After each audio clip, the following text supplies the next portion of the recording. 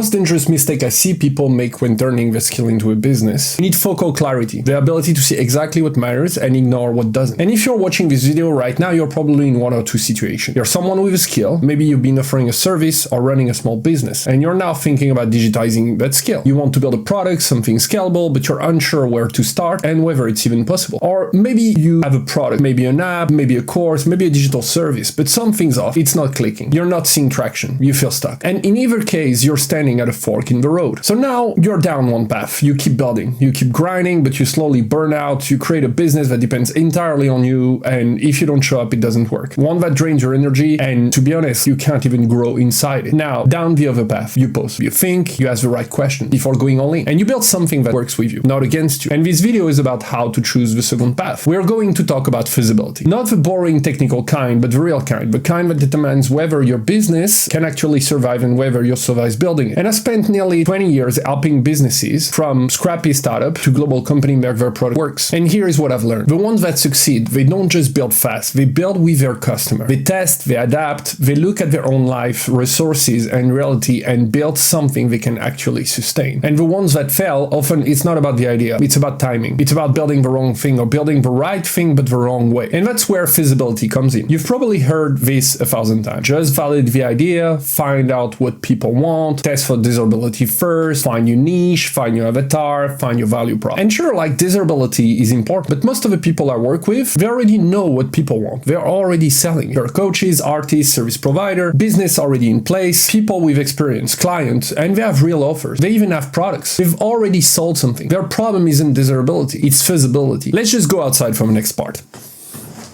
Let me show you the real reason people get stuck in their product or their business using this ball, even if they have a good idea. Now, imagine that this ball is the value that you're bringing. Now, you have to imagine that throwing the ball takes a lot of things. It takes three factors in reality that are really important for your business and your product. The first one is desirability. Basically, the desirability is where the ball lands. You aim to land the ball in a market. What does it mean? Is that it's the demand. If you throw the ball in an empty space, it's completely useless. This is what happens when you build an offer that nobody cares about. Desirability is demand. Now, the second thing that is really important is viability. What it means is that for each throw that I do, how much money I will make by landing in the right place. It's kind of the energy that I'm putting into it versus the money I'm getting from the landing. If people receive the ball and then just drop it completely uninterested, it means that they're not ready to pay for that. So there is basically no growth, no traction, no revenue, and no potential. Now, finally, the third thing, which is for me one of the most important things when you're starting a business or when you're building a product, is your ability to do the throw. It's about what I'm capable of. How much can I reach? The strength that I'm capable to put behind, my stamina, my ability to be able to throw the ball, my ability to aim. And so you might aim perfectly. If the ball can't reach, or if you collapse halfway, it doesn't matter. Feasibility is your real world execution power. And there is one thing that people forget and they don't want to admit, which is the fact that once the ball leaves your hand, it's out of your control. You can't suddenly change the trajectory immediately. The ball is in movement, it has a momentum that is brought by you, and there is nothing you can do to change that trajectory. And so this is why you need to spend more time into the feasibility. Because I see a lot of people that I work with that they want to do stuff because other people do it. For example, they want to build a subscription online, but they don't understand that this requires them, for example, to be present all the time and to push new content. And they have a life that doesn't allow them to do that. They need to find something that suits them better. There is a mistake that I made earlier. I didn't look at feasibility. Feasibility, I only look at it from a technical perspective. I didn't look at it from my perspective. I was not the right person to bring this idea to life. In my role, when I work with people, and when I work for myself also, it's not just to build something that, their customer wants. It's also something that they will enjoy doing. And I'm kind of worried that no more coaches online are talking about it. Not that I'm a coach, but when I see what people talk online about entrepreneurship, they all talk about desirability, they all talk about talking to customer, but they don't talk about the fact that you are at the core of a product. Your DNA is inside the product. And so who you are as a person, you have to know it well to build a product that fits you and look like you, and you will be able to sustain it. So it's about building something you can actually sustain, not just launch, not just make money with it. And there is this principle, and I studied a book about that, which I call the equivalent exchange. And here it's what it really includes. And there is 6 elements in feasibility. The first one is the easiest one, is capabilities and skills. Do you have, or your team have the skills to build and run this? Or are you signing up for a month of learning tools, you'll end up 18? That's one of the first things that you should ask yourself. Do you have the capabilities or the skills? Then second one is, do you have the resources? And when I talk about resources, I talk about money, people, tools, time, all the assets assets you have that are at your disposal, whether it's your network, system that you use, processes, the experience that you have, all of that are resources you can use. And so the question is, what do you really have and what are you pretending to have, which is not the same thing. The third one is energy. How much emotional, mental, and creative bandwidth will this new product consume? It's something that you're going to go through for years and decades. So it's a slow burn. If you enjoy what you're doing, you're getting energy from it. If you want to do something, only pull the energy out of you, it's going to be like getting your blood sucked out of you. It's going to be a slow death. In all of that, there is a constant. When you think about something and you want to achieve something, you will have to put a constant effort, a certain discipline, and you will have to do that on a long period of time. And the question here is that you have to be honest about what you want. But as I said before, the feasibility is not working alone. It's working also with the desirability and the viability. If people want to have, like, for example, one-to-one, they want to have a product where they can have on demand, this will require this kind of effort on a constant basis. So you have to be aware of that. Now, the fifth one is something I call rate of exhaustion. Could you end it off? Or is it tied to you showing up constantly? At what rate will you burn your energy and that you will still constantly being able to show up day after day after day? And finally, the sixth one is the personal drive or the desire element. This is the one nobody talks about. I always say to the people that I work with, and I say that to the person I work with in London, is that your goal in life has to be higher than everything else. There shouldn't be anyone that stop you to go through your goal. Even if you have like a lot of blockers, even if a lot of things happen, you have always this drive that push you to go further. Now, looking at all of this, looking at this six aspect, do you want to run this kind of business? Or are you copying someone else's playbook? And I've seen, as I said, people launching coaching subscription just because their competition was doing it, only to realize a month or 6 months later, I don't want to do weekly content. I don't want to do monthly content. I don't like being in a Slack group 24/7. I'd rather make one epic product and move on, instead of having a service that is hidden behind the word product. If your product model doesn't match your creative and personal desire, it's not feasible, period. That's it. There is not even a discussion to have. There is no point in discussing about how this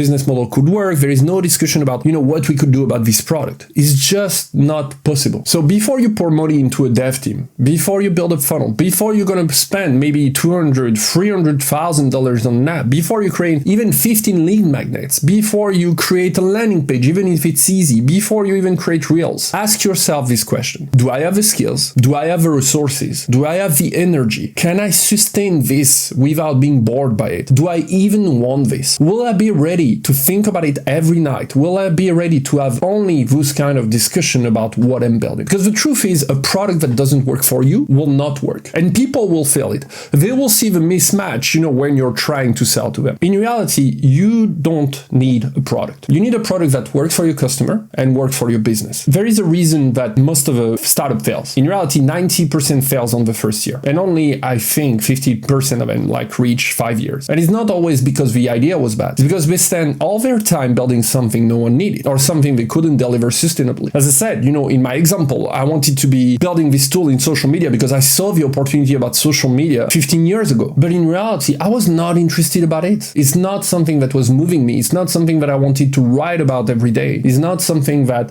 when I was talking to other people, I was moved by it. It was not one of my interests. So if you're stuck, it may not be because you're not working hard enough. It may be because you're building something that doesn't match your energy, that doesn't match your reality. And so before you scale, check your foundation. Make sure it's feasible. Make sure you have focal clarity. If you like this, I've got more video coming on strategy, delivery, and how to actually make things work without burning out. I'm Araujo, and this is how we build real business foundation and we build real product together.